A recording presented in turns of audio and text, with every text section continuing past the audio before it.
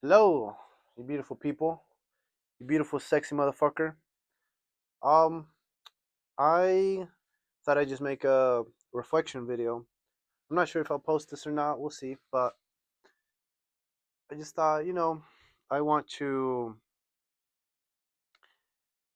I want to make videos where I'm more just kind of reflecting about what's going on in my life, and I think it'd be, uh, I want to reflect on what's going on in my life, my thoughts, my processes, and there will be some people that it might benefit, but it's certainly not for everybody.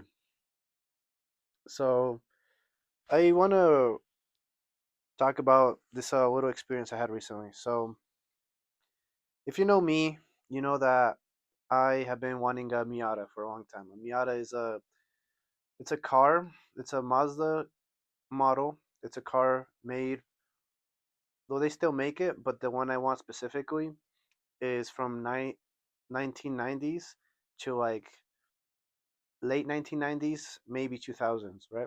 It's a NA model, which means that it has pop-up lights. After the 2000s, they made it so that you couldn't have pop-up lights anymore. So those are the only models that have the pop-up lights, and they have a really cool design. I've been wanting one of those since before they were popular. They're really popular now, but I remember looking at them before they got so popular because I was looking for a budget car that maybe I could build because I wanted to learn about like building your own car. I thought that whole culture was really cool. It was, I think it was before I started photography actually. So shortly before I started photography, I thought the whole concept of like car culture was very intimidating, but also very cool, and I wanted a way to get into it. And the Miata seemed to be one of the most affordable and convenient cars because they were very inexpensive. It was a really pretty car. You could do basically anything to it, and the parts were very available. It's not like some European cars where the parts are very expensive and it takes a long time for you to get a hold of the parts. So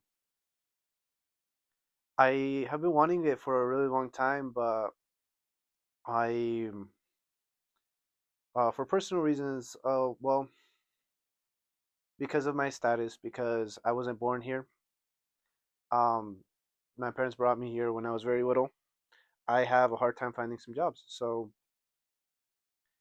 for a reason or another, it was hard for me to save up the money to get the car, and I got into photography. So like the money I started making, I started like reinvesting it into my photography, blah blah blah. And recently, it's been like what 4 or 5 years since I really wanted to get a Miata, and I wanted to. And recently, I got the opportunity to buy a Miata. I saw one in marketplace.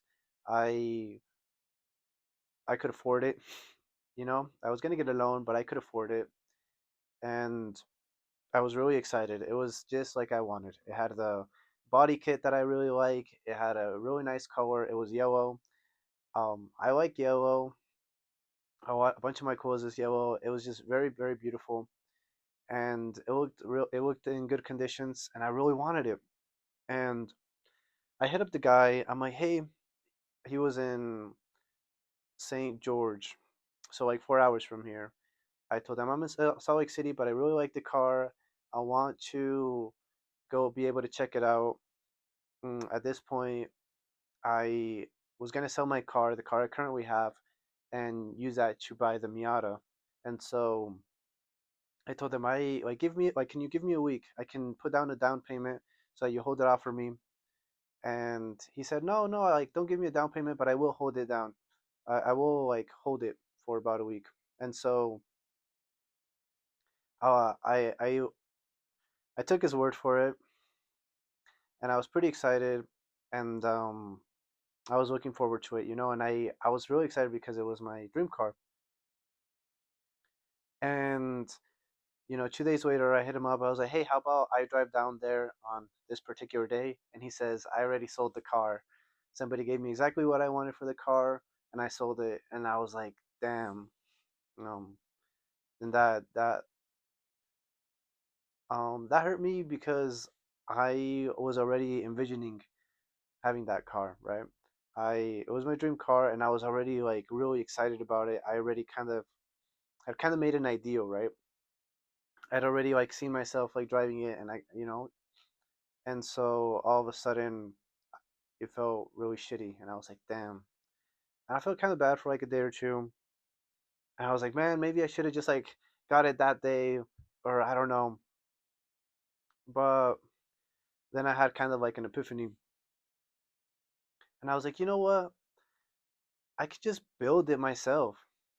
I'll just buy the Miata, buy one that's like semi-stock, and then I'll just buy the fucking kit myself, and I'll wrap it myself if I have to, and that way it's exactly the way I want it to. I'll buy the tail lights that I want. I'll buy the lights, the headlights that I want, and I'll do everything that I need to make it my own. And I started, and I came to that realization, and it kind of gave me peace. I was like, okay, it's better this way, and it's better this way because even though it was in some sense I told myself that it was my dream car, it will be better if I build it myself. And it's going to be more hard work this way, but it'll also, I think, be more worth it. And I think it seems like to me that a lot of things in life feel that way to me. I'll look around and I'll see people who they seem to have so much more opportunities than me. You know, they're better off with their families. They can afford to get better education than me. They can afford to have better jobs. And it's really easy for me to be like, damn, I'm just not cut out for that kind of life. That stuff isn't for me. But I think sometimes the truth is that it just takes more work, you know? But I can do it too. It just takes more work. But kind of what I think is that when I build the Miata, or I guess another example is kind of my PC. I built my PC. I didn't buy it. I had to look into every part of my PC. And when I built it, it really felt like it was my own. And I the pride I have in my PC is nowhere near the pride I would have if I bought somebody else's pre-built PC. And I think it's that way with life sometimes is even though you sometimes feel like other people have it easier and it's easy to envy that, maybe they should be envying you because when you go through a longer path to get to where they are, you have a value for that thing, whatever it is, if it's a position at work, if it's a car, a house, a relationship, you have a value for that thing that they don't have. You appreciate that in a level that they can't appreciate it. And I think in a way that's kind of why this is a bit of a stretch, but it's why rich people sometimes they are so unhappy. And it's because when you're given everything from birth, anything the moment you want it, it loses value. And I read a book recently. I forget, I think it's called The Art of Spending Money, but it gave this really messed up analogy where it was like the author was saying, I envy the feeling that these people who was survived, like I think it was like a plane crash or something, and for like a whole year they they were like surviving off of like what they could find, and they were on the brink of death. And the moment they were rescued, they had they were fed, and the moment that that food that they ate it must have felt so good because they were on the brink of death and on the brink of starvation. And even though you don't envy the 6 months or the year that they endured the most horrible living conditions, you can envy that one moment of absolute bliss because of the contrast. And I don't know, I think that's kind of a realization that I came to, and I thought it might be worth sharing to somebody out there. And I'm excited to start building the Miata.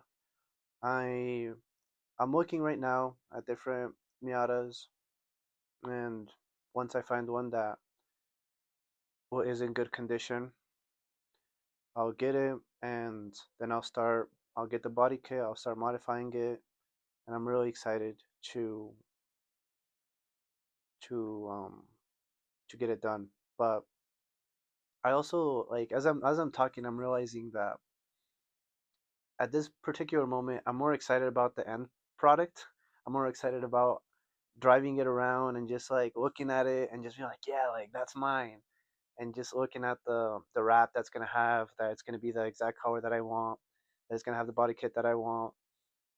But I think that once I get there, I'm probably gonna look back and reminisce more on the process of me building it when it wasn't fully done, but when it was almost fully done. I feel like I'm gonna feel the most amount of like excitement and happiness right as it's about to be done, you know, because I'm gonna have that excitement, that hope, and that like anticipation, and the happiness that comes with seeing the progress all the way up to that point.